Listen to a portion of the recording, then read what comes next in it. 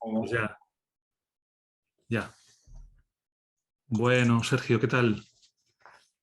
Pues muy bien, aquí estamos presos. Hemos vuelto de Marruecos y aclimatándonos poco a poco. Estás muy activo, ¿eh? Sí, en lo que a Júpiter se refiere, sí.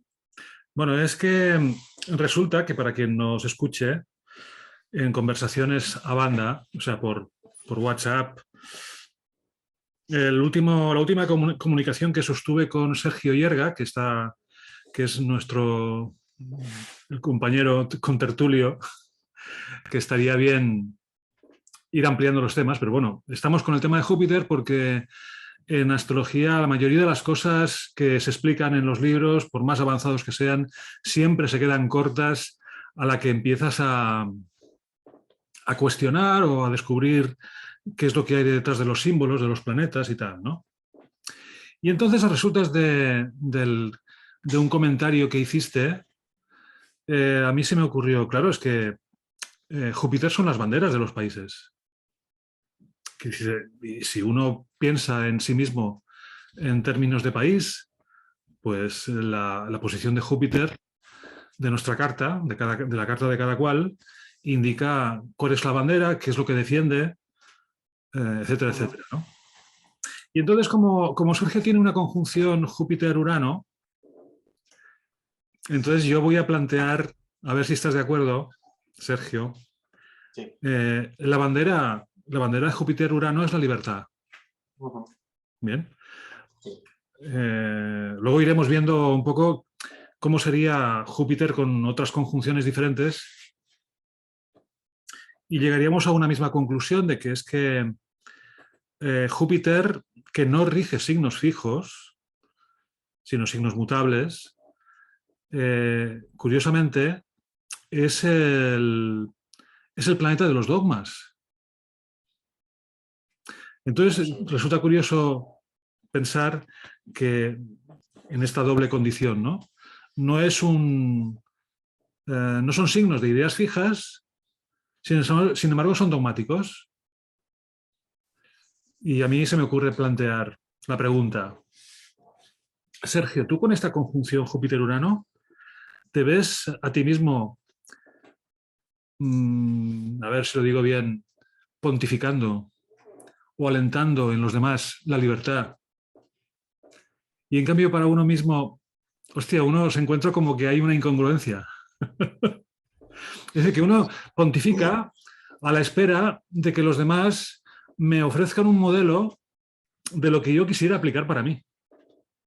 Claro. ¿Cómo lo ves?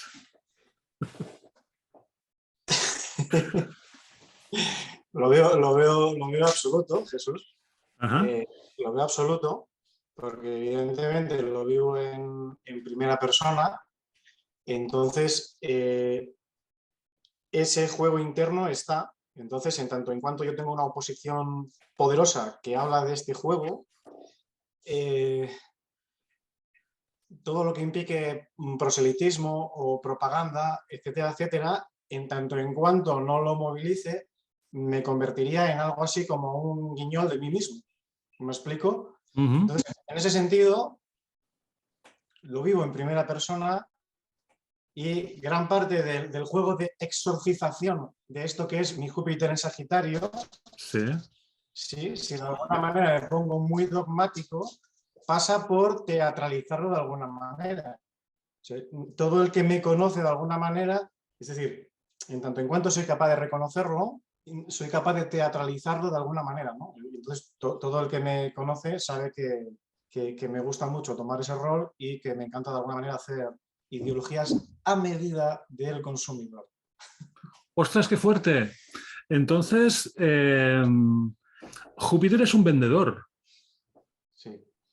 O sea, a ver, no la persona, sino el Júpiter que nosotros tenemos en cada carta de nosotros, pues nos tienta con convertir al mundo de nuestro alrededor en una proyección de nuestros propios deseos. Sí, sí. Ahora la cuestión es, ¿hasta qué punto el humano está capacitado para eso que pretende, ¿no? Claro, claro. Y de ahí surge de alguna manera lo que yo te comentaba, ¿no? Y es que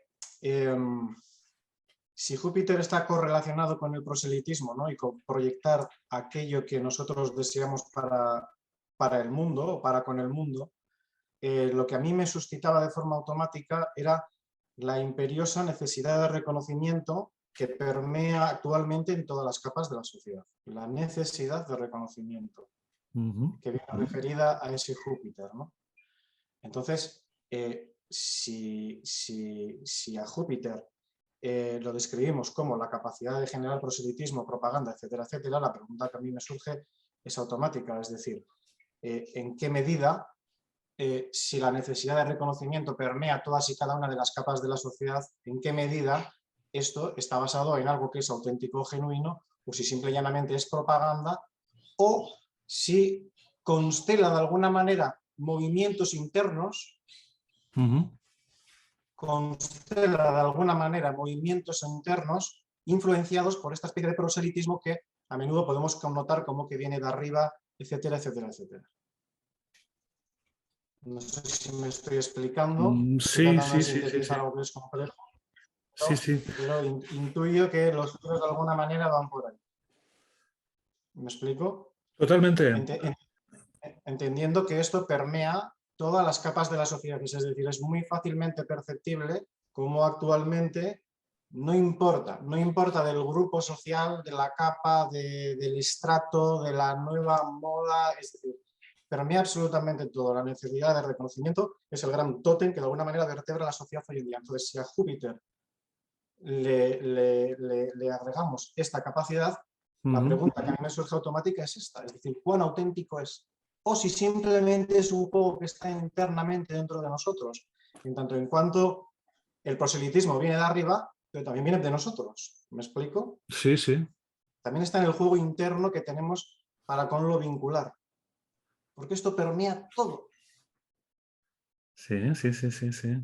Que es curioso porque Júpiter está exaltado en Cáncer, Claro. ¿eh? Y esto nos daría a entender que si Cáncer es el signo de la familia, del nido, del origen, de la pervivencia de la especie a través de la reproducción, eh, que no sea, pensando yo un poco en lo que acabas de decir, que esta necesidad de proselitismo sea una sublimación del deseo de reproducción. Sí, o del sentido de continuidad, no sé si del sentido de continuidad, pero...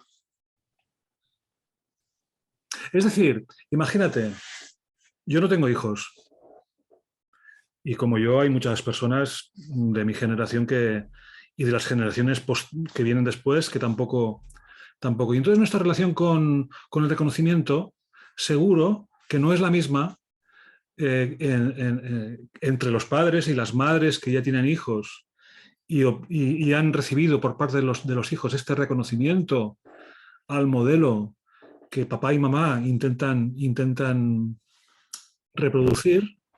Estas personas de alguna manera estarían, supongo yo, satisfechas de este reconocimiento que obtienen de sus hijos y viceversa también, de este reconocimiento y no les haría falta proyectar estos anhelos fuera del nido.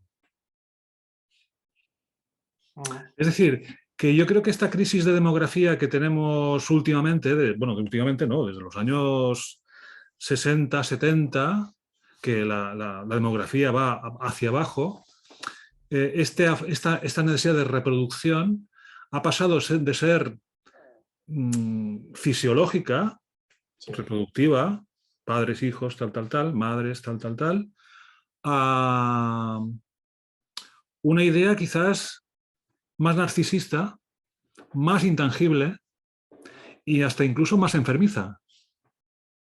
Porque, por ejemplo, el tema de las redes sociales, y aquí estamos cooperando con una de ellas, es el lugar donde esta falta o anhelo de reconocimiento se da con mayor intensidad. Es decir, que cada persona ya está defendiendo una bandera. Una bandera que tiene la excusa de, bueno, es que yo trabajo como youtuber y por lo tanto tengo que estar haciendo vídeos, haciendo propaganda de mis ideas, ¿no? Y quien dice eso dice de otras maneras. O, por ejemplo, tú vas por la red social LinkedIn y cada uno habla de su profesión, pero en realidad están hablando de su bandera. Están haciendo proselitismo de la profesión, pero en el fondo también es una cuestión casi ideológica. Sí, sí. Bueno, esta es la idea que estamos cultivando últimamente en nuestras sugerencias y conversaciones. Sí, sí, sí, sí. Y además, con respecto a las redes, ahora mismo hay un fenómeno que es muy poderoso, ¿no? Sobre todo con toda la proliferación de canales, de YouTubers, etcétera, etcétera, que a mí me surge y que entiendo que tiene una lógica, y es la dependencia extrema, por ejemplo, que se está dando, ¿no? En individuos que de alguna manera tienen millones y millones de seguidores, y todo el fenómeno que es digno de ser analizado, que se está creando en torno a toda esta dinámica. Esto daría para hablar muchísimo, ¿no? Pero que de alguna manera también ancla sus raíces de alguna manera también en esta especie de reconocimiento. Yo como individuo, en tanto en cuanto expongo un mensaje, los más lo captan de alguna manera. Ahora mismo esto es todo un tema en el sentido de la dependencia que se genera, etcétera, etcétera. ¿Me explico? Youtubers que se meten, alquilan sus pisos, se meten en sus... Es decir, esto es analizar a gente como Rubius y a todos estos individuos es todo un tema hoy en día. Entonces yo pienso que de alguna manera está como interrelacionado. Y entonces, ¿tú crees que este fenómeno ha ido a más en proporción a que nuestras relaciones han ido trasladándose del mundo físico al mundo virtual? En un porcentaje alto es obvio que sí. Es decir, ¿este anhelo de reconocimiento puede ser un sustituto del abrazo presencial? Sí, sí, claro, claro, claro. Entonces, en la medida en que las personas ya prefieren trabajar o teletrabajar o telerelacionarse, entonces este anhelo de reconocimiento que podía quedar colmado a través del contacto físico, como el contacto físico va a menos, la necesidad de reconocimiento que antes daba el abrazo ahora se ha trasladado al énfasis, a la necesidad de tener seguidores, a la necesidad de ver cuántos likes ha recibido tu post o lo que sea, ¿no? Sí, el llanto es como que está ahí siempre de alguna manera. Más tarde o más temprano termina por aparecer. Es obvio, es obvio. Yo me remito un poco a lo que estaba tratando de desarrollar al principio, que tiene que ver con lo que está diciendo ahora mismo. Es decir, yo lo que creo es que constelamos de alguna manera situaciones que anclan sus raíces en lo genealógico, revestidos de muchas muletas y de muchas cosas, pero que en última instancia no son nada más que catarsis, por decirlo de alguna manera, o movimientos que constelan, ¿no? Eso que está internamente dentro de mí, pero que no tiene que ver nada con una especie de revestimiento, de muleta o de ideología que de alguna manera me pueda revestir, sino que tiene que ver con algo muy interno. Y esto es atómico, esto es atómico. Una cosa, Sergio, ¿has mencionado la palabra llanto o me lo ha parecido? Llanto, sí. Ajá. Interesante.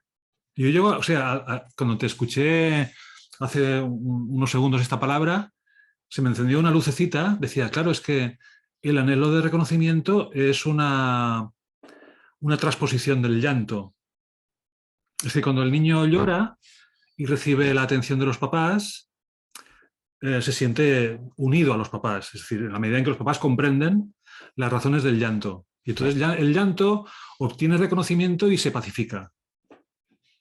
Pero claro, cuando estamos hablando en el mundo acuariano tecnológico en el que vamos a ir estando cada vez más, este llanto no va a encontrar fácil satisfacción.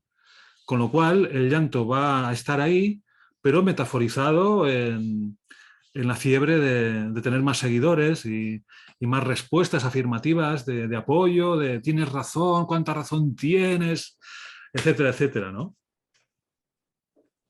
Y luego has dicho otra cosa, pero se me ha ido la cabeza. Ah, claro, la constelación.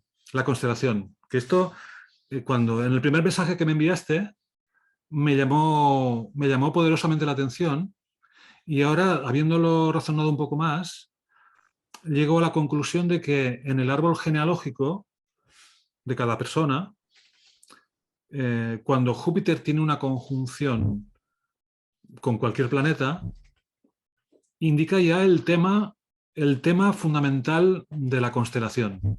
Es decir, si tienes Júpiter-Urano, vamos a ir encontrando cómo tu propia visión del árbol genealógico, o sea, de las personas, papá, mamá, abuelos, abuelas, etcétera, tiene como un componente de personas que han estado buscando la libertad, la habrán alcanzado o no, pero que la libertad era el motor de su existencia.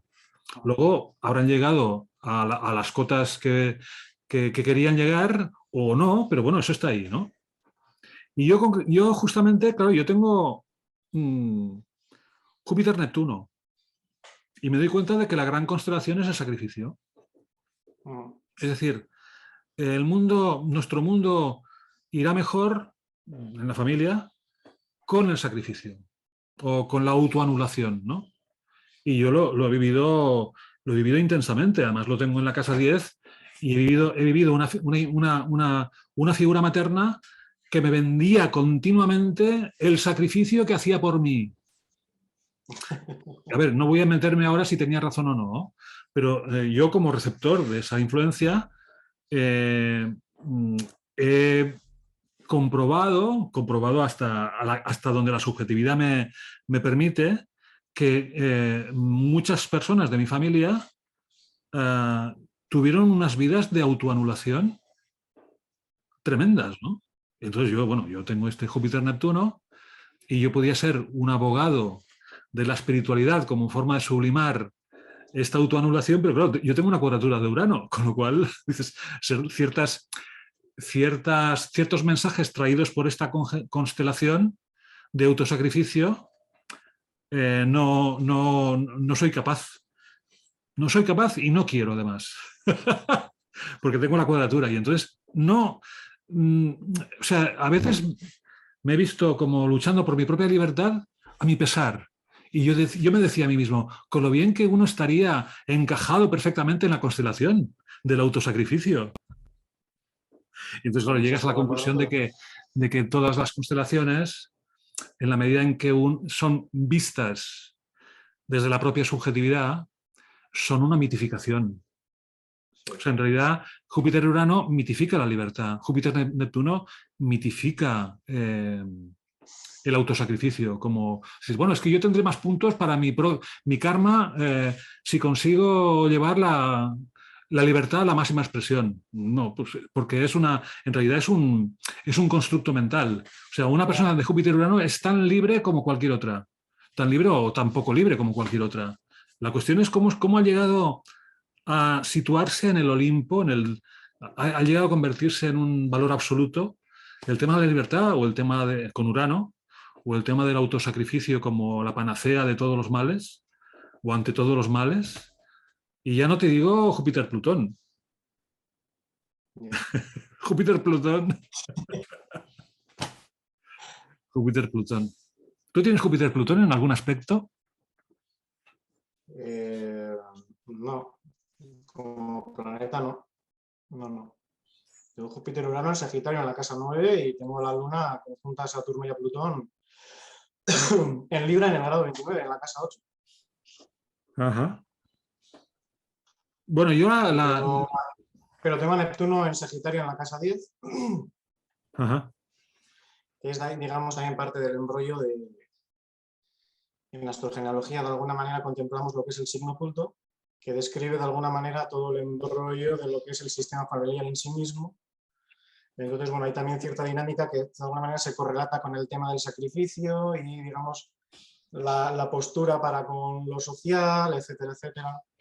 Es fácil descubrir a la familia,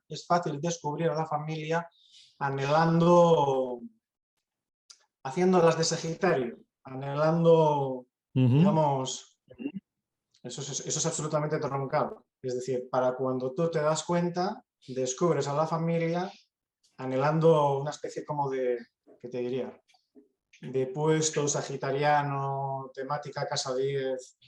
Digamos que lo laboral y todo lo que tiene que ver con la madre nunca estuvo muy, muy claro. ¿Te suena? Sí, sí, sí, totalmente. Claro, es que Júpiter es el Siempre eso gran... No, di. es muy famoso cuando lo ves y descubres a la familia siempre de alguna manera en esa cojera. Pero es humo, es decir, es lo que tú dices. Es decir, hay algo de no literalidad. Hay algo de no literalidad en todo eso. Hay algo que tiene que ver mucho con el carácter de constructo como tal, o de colocarme en no sé qué rol, es decir.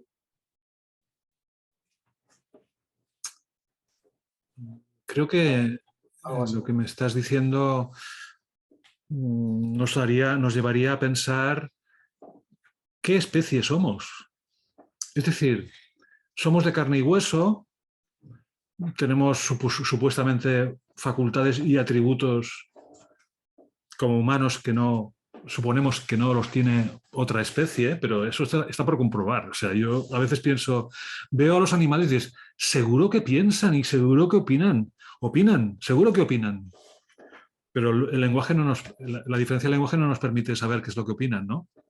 Entonces yo creo que el humano se cree una especie escogida para evolucionar y para encarnar a los dioses cuando los dioses son un poder extraordinario y nosotros somos unos aprendices pardillos de ese poder. Y entonces, claro, dices, cuando uno pretende encarnar 100% el valor que se atribuye al dios o a los dioses, uno queda fácilmente en ridículo.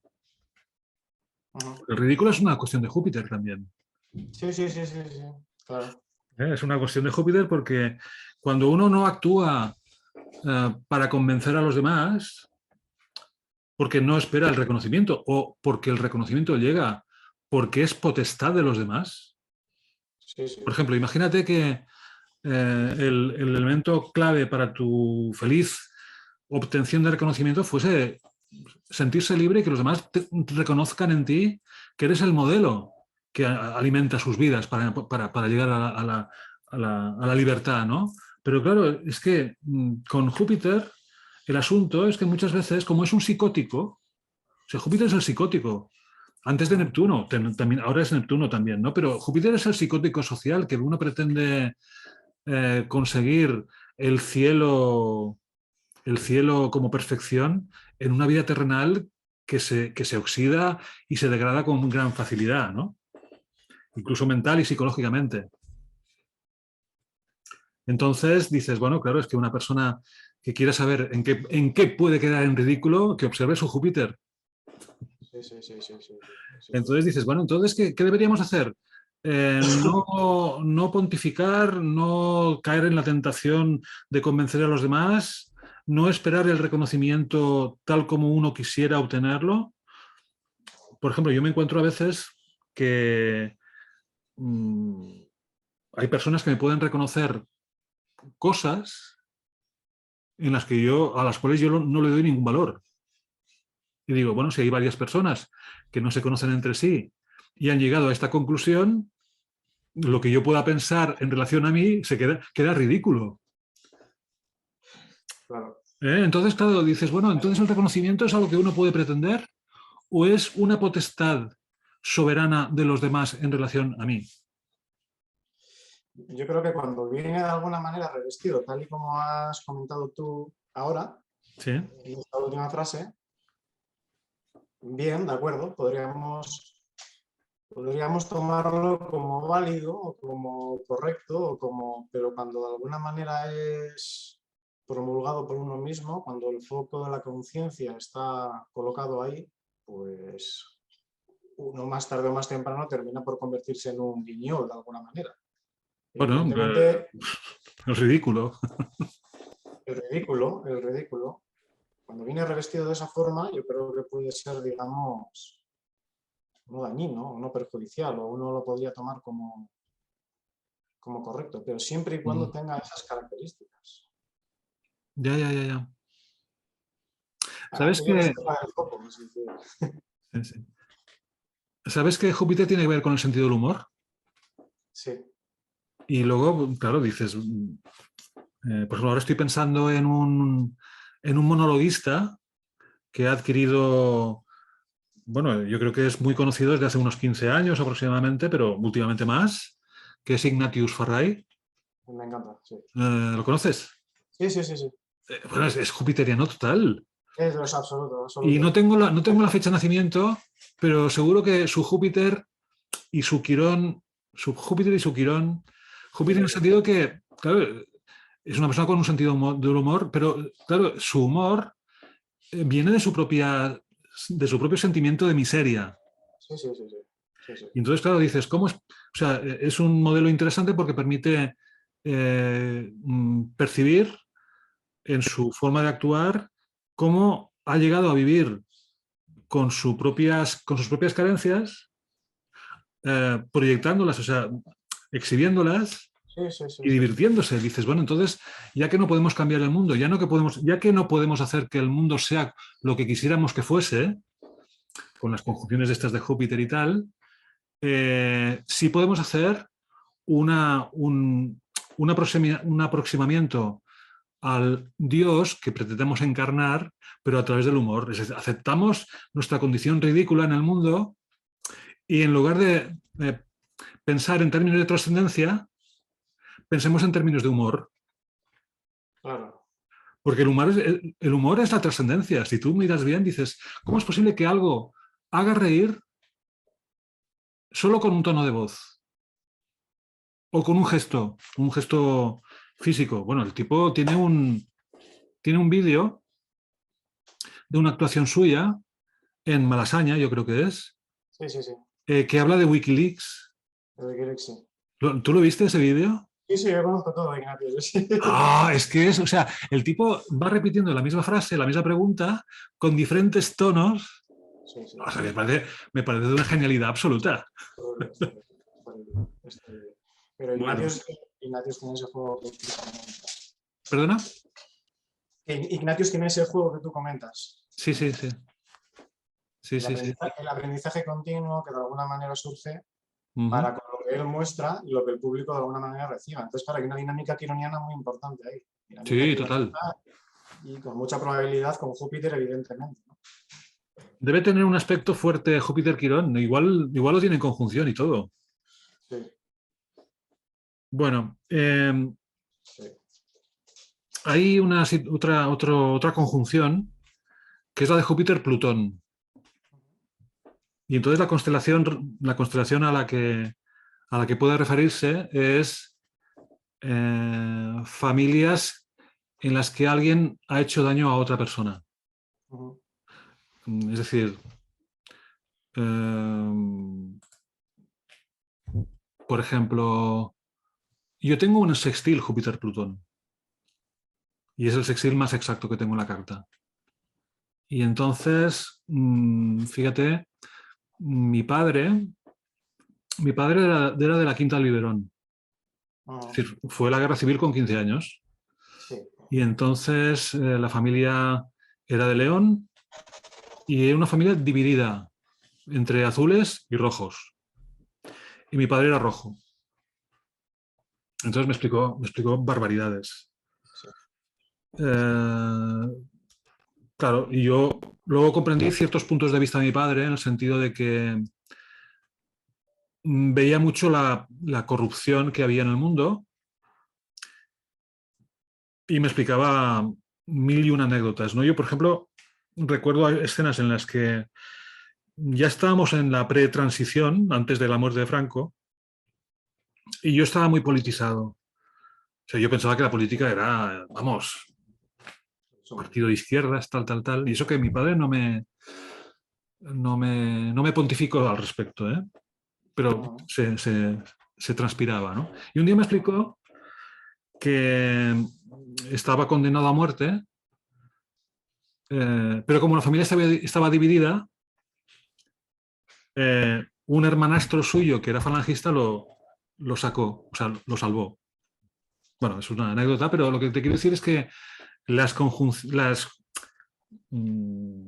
llama? Constelaciones que están relacionadas con Júpiter-Plutón es como si una persona tuviese un conocimiento del dolor que unas personas pueden causar en otras. Ujú, Por ejemplo, Júpiter-Plutón está en la mayoría de las cartas de estafadores, por ejemplo. ujú, Y se dice, ¿por qué estafan? Porque ya habían visto cómo otros lo hacían. claro.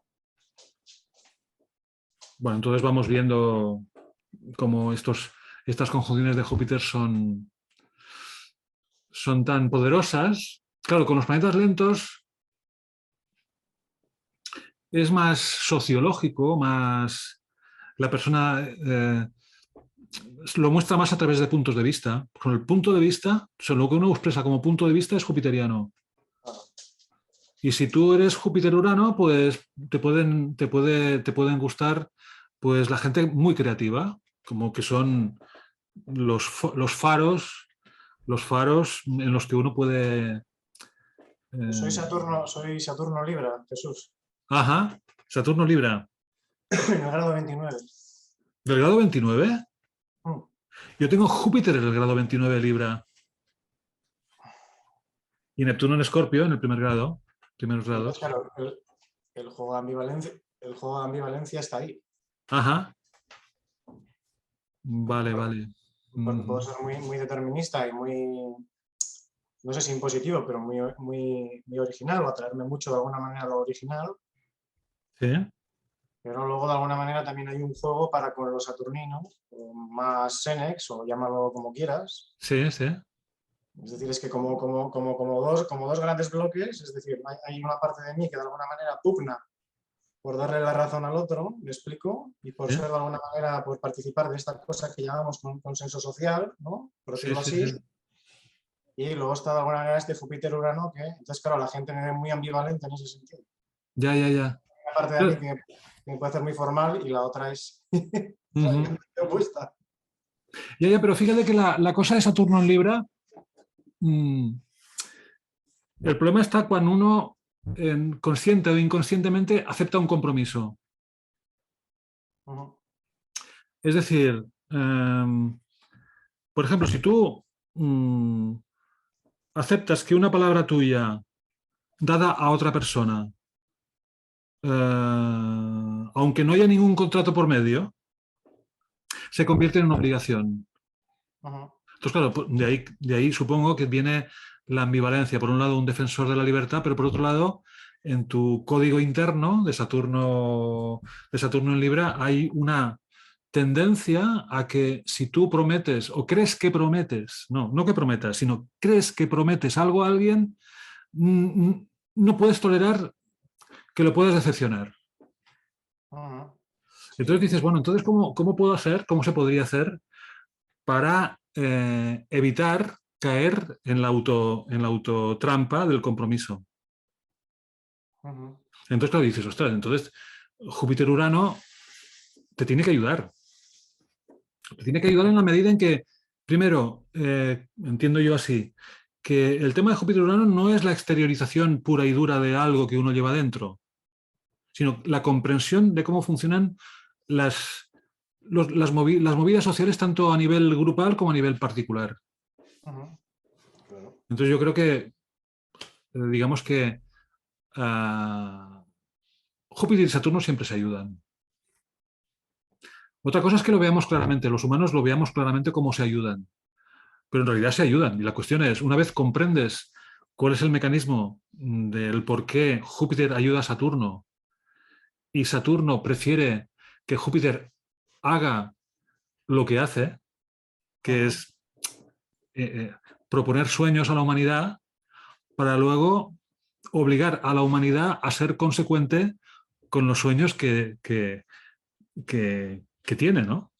sí, sí, sí, sí. Entonces, claro, es una cuestión de, bueno, los tienes... Si a mí yo tenía mi maestro de astrología, que yo empecé en el año 84, que me comentaba que una vez conoces a la persona, cuando reinterpretas la carta, una vez dices, ¿por qué tiene esto ahí? ¿Para Ujú, qué tiene esto ahí? O sea, ¿para qué tiene Júpiter con Urano? Ante las problemáticas sí, sí. expresadas, ¿por qué tiene Júpiter Urano y no otra conjunción? Pues porque es necesario. es necesario para compensar algo que es una carencia. Entonces, claro, dices, vale, ¿cuál es el tema crítico de Saturno en Libra? Pues la relación interpersonal no se basó, especulo, ahora ya me dirás si eso así o no, no se basó en el amor, en la espontaneidad del amor, sino en la autoobligación de cumplir con los compromisos. La ley por encima de la apetencia. Sí, permíteme decirte una cosa. Una de las cosas que percibo yo bastante en relación a mi Saturno en Libra, y evidentemente por proyección en el resto de los individuos, ¿no? Porque uno al final, más allá de que conozcas a una persona o a otra, intuyes cómo ves cómo es la persona, intuyes, etcétera, ¿no? En mí y en más personas, ¿no? Es que, no sé si te ha pasado alguna vez, que es esta cosa de que cuando alguien se pronuncia, no siempre es tomado de la misma manera. ¿Me explico? No siempre es tomado de la misma manera. Cuando alguien habla, no importa el contexto. No importa el contexto. Es decir, puede ser un contexto en el cual estamos opinando, etcétera, etcétera. Es muy curioso percibir cómo en función de quién se pronuncie, hablando de Saturno, hablando de mi Saturno en Libra y hablando de mi Júpiter en Urano, en función de quién se pronuncie es tomado de una forma o de otra, por el otro. Ah, sí, sí, sí. De forma automática. ¿Me explico? Sí, sí, incluso la misma cosa dicha por la misma persona, según el momento, genera un efecto u otro. Ya, entonces ya no digo de unas personas a otras, ya es que es tremendo, ¿no? Por eso te digo que muchas veces la forma de saber si uno lo que uno está expresando es lo que uno imagina que es haciendo o pidiendo un feedback a las personas con las que te rodeas. Por ejemplo, si tú haces un apostolado de la libertad,